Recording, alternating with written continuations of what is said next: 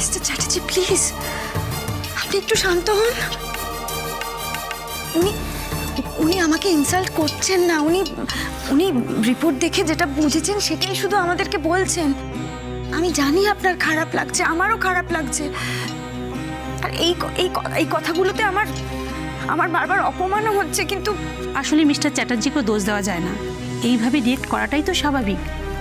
তাহলেও তো শান্ত তো হতেই হবে, না হলে। আমি শান্ত হতে পারছি না ডক্টর। আপনার একটা প্রবলেম দেখে একটা রেসপন্সিবিলিটিকে এড়িয়ে যাবেন, সেটা হতে পারে না। সলিউশন আপনাকে দিতেই হবে, নইলে ডক্টর আপনাদের লাভ কি?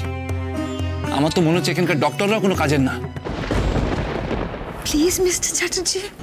ঠিকই তো বলেছি, ওনারা নিজেকে আপগ্রেড করছেন না, সারা পৃথিবীর সঙ্গে তাল মিলিয়ে চলতে পারেন না। আর যদি আপনাকে বিদেশে নিজের ট্রিটমেন্ট করাতেন, তখন দেখবেন ওখানকার ডক্টররা এরকম নেগেটিভ কথা বলেনি না। সত্যিটাকে আপনি নেগেটিভ বলতেই পারেন, সেটা আপনার ইচ্ছে, কিন্তু এই রিপোর্টসগুলো নিয়ে পৃথিবী যেখানেই যান না কেন তারা একই কথাই বলবেন। আর অ্যাজ আ ডক্টর আমার কাছে যে সলিউশন নেই সেটা তো আমি বলছি না, কিন্তু আপনারা যেভাবে সলিউশন চাইছেন সেটা নেই। আর আপনারা বিদেশের যেখানে যান না কেন, যে কোনো ডক্টরকে দেখান না কেন, তারাই একই সলিউশনই দেবেন।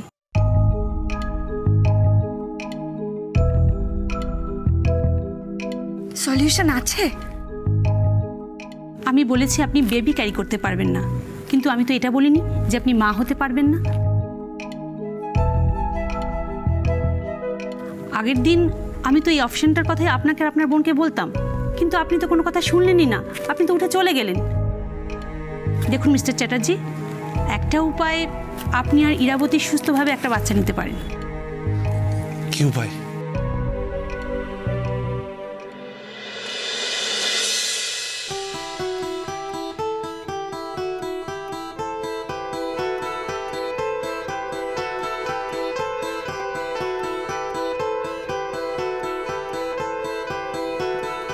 মেয়েটি বেশ কনফিডেন্ট আর প্রোডাক্ট সম্পর্কেও প্রপারলি ওয়াকিবহাল। ওইদিকে আকাশ আর ইরা ডক্টরের কাছে পৌঁছলো কিনা কে জানে, কি যে হচ্ছে।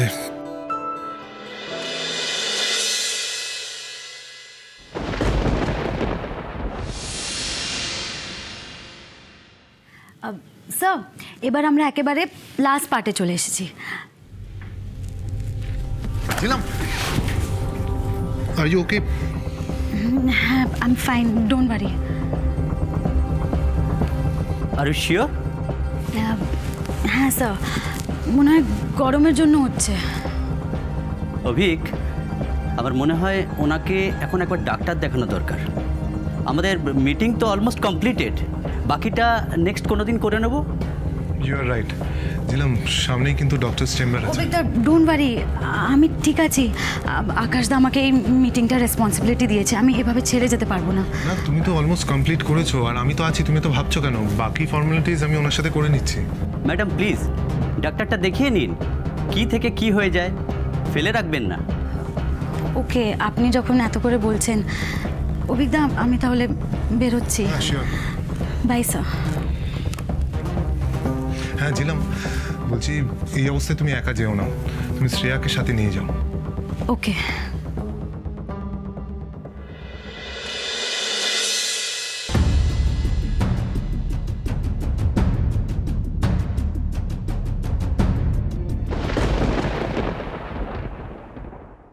কি উপায় ডক্টর? কিভাবে আমাদের বেবি হতে পারে? মেডিকেল সায়েন্সে এখন সমস্ত রকম সমস্যারই সমাধান আছে। আমি যে পদ্ধতিটার কথা বলবো তাতে আপনারা বেবি নিশ্চয়ই পাবেন, কিন্তু সেই প্রসেসটা লেন্দি, একটু সময় লাগবে, ধৈর্য ধরতে হবে। আমি ধৈর্য ধরতে রাজি ডক্টর। আপনি নিশ্চয়ই কোনো ট্রিটমেন্ট করবেন, যা ট্রিটমেন্ট করবেন আমার কোনো অসুবিধা হবে না, যে কোনো কষ্ট হোক আমি রাজি। না ইরাবতী, আমি কোনো ট্রিটমেন্টের কথা বলছি না, আমি একটা প্রসিডিউরের কথা বলছি, যেখানে বেবি ক্যারি না করে আপনি মা হতে পারবেন। কি প্রসিডিওর? আপনি কি স্যারোগেসির কথা বলছেন? Yes, you are right mister Chatterjee, এটাই এখন আমাদের কাছে একমাত্র উপায়। দেখুন ডক্টর, আমি এখানে আপনাকে জিজ্ঞেস করতে এসেছি কি করে আমার আর ইরাবতীর একটা হেলদি বেবি হবে। আপনি কি স্যারোগেসি সাজেস্ট করছেন? কিন্তু সেটাই যদি হয় তো সেই বেবি তো আমাদের দুজনের থাকবে না। না মিস্টার চ্যাটার্জি, বেবিটা আপনাদেরই হবে, এটা ভালো করে বুঝুন। এটা অনেকের ভুল ধারণা যে স্যারোগেসি মানেই হচ্ছে বেবিটির বাবার সাথে স্যারোগেট মায়ের একটা শারীরিক সম্পর্ক থাকতে হয়, তাই অনেক দম্পতিরই আপত্তি থাকে। তারা ভাবে তাদের মায়ের সাথে বেবির জিনের কোনো মিলই থাকবে না, কিন্তু আমরা সেটার কথা বলছি না। ইরাবতী মা হতে অক্ষম এই কথাটা বলা ভুল হবে। উনি বেবি ক্যারি করতে পারবেন না, কারণ ওনার ওভারিতে ইন্টারনাল ড্যামেজ আছে। তাতে উনি বেবি ক্যারি করলে ওনার লাইফ রিস্ক হতে পারে। তাই আমাদের কাছে স্যারোগেসিটাই বেস্ট অপশন। কিন্তু কিভাবে তাতে বেবিটা আমাদের দুজনেরই থাকবে সেটা বলুন। আমরা সায়েন্টিফিক্যালি আপনাদের দুজনের বেবিকে, ভ্রূণকে একটা ল্যাবে তৈরি করে সেটা কোনো স্যারোগেট মাদারের গর্ভে প্রতিস্থাপন করতে পারি। এই পদ্ধতিকে আমরা IVF বলি। তার মানে আমাদের বেবি কিন্তু অন্য একজনের গর্ভে জন্ম নেবে। 9 মাস আপনাদের বেবিকে একজন গর্ভে ধারণ করবে, আর বেবির সাথে জাস্ট ওই 9 মাসেরই সম্পর্ক। আর ডেলিভারি পরে তারা বাচ্চাকে আপনাদের হাতে তুলে দেবে। তারপরে তার সাথে আপনাদের বেবির বা আপনাদের কোনো সম্পর্ক থাকবে না।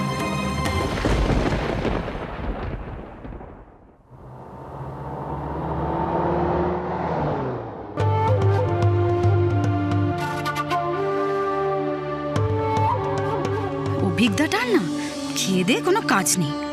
বললাম আমি একা একা ডক্টরের কাছে চলে যেতে পারবো না, দিয়ে দিল শ্রেয়াকে সঙ্গে সঙ্গে। কি হয়েছে ছিলাম, কিছু বলবে? তোমার কি আবার শরীর খারাপ করছে?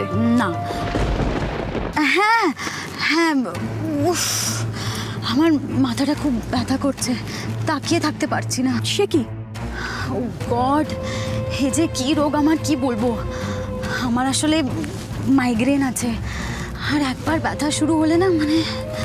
আচ্ছা আচ্ছা, একটু ওয়েট করো, আমরা তো এক্ষুনি ডক্টরের কাছে পৌঁছে যাচ্ছি। না না, এই মেডিসিন, ডক্টর, মাইগ্রেনের ব্যথা এসব কাজেই আসে না। আমার এখন ঘরের লাইট অফ করে টানা 2-3 ঘন্টা শুয়ে থাকলে তাহলে ব্যথাটা কমবে। কিন্তু অভিক স্যার যে বলো তোমাকে ডক্টরের কাছে নিয়ে যেতে, তোমার তো মাথাও ঘুরছিল। তাহলে কি আজকে যাবে না? শ্রেয়া, আমি না বাড়ি যেতে চাই, একটু রেস্ট করব। আর অভিজ্ঞতাকে আমি কাল সবটা বুঝিয়ে বলে দেব। আসলে কি বলো তো, যত এই বাইরে গরমে থাকবো তত আরও ব্যথাটা বাড়বে। আচ্ছা ওকে, আমি তাহলে তোমাকে বাড়িতে ড্রপটা করে দিই। হ্যাঁ, না না, আমি আমি তোমাকে ড্রপ করে দিই, তোমার বাড়ি তো আগে আসবে। অ্যাকচুয়ালি তোমার বাড়ি এই সামনেই না, ওয়াকিং ডিস্টেন্স, তাই না? তাহলে তুমি প্লিজ এখানেই নেমে যাও না, আমি তাহলে গাড়িটা ঘুরিয়ে শর্টকাট নিয়ে নেব। দাদা একটু এখানে দাঁড়ান তো। ওকে চলো, বাই, টেক কেয়ার। হ্যাঁ বাই।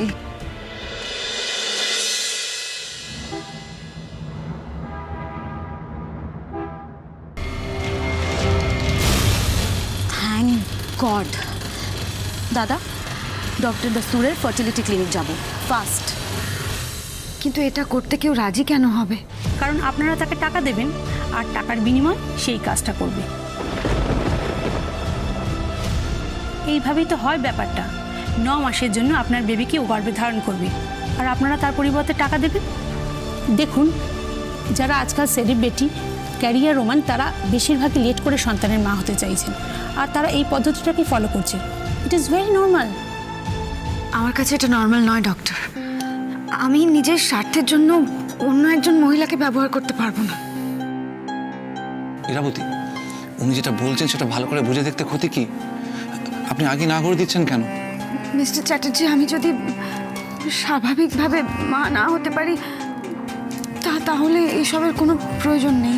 ইরাবতী প্লিজ, আপনি হট করে এভাবে না করবেন না। আপনারা একটু ডিসকাস করে নিন, আমি একটু আসছি।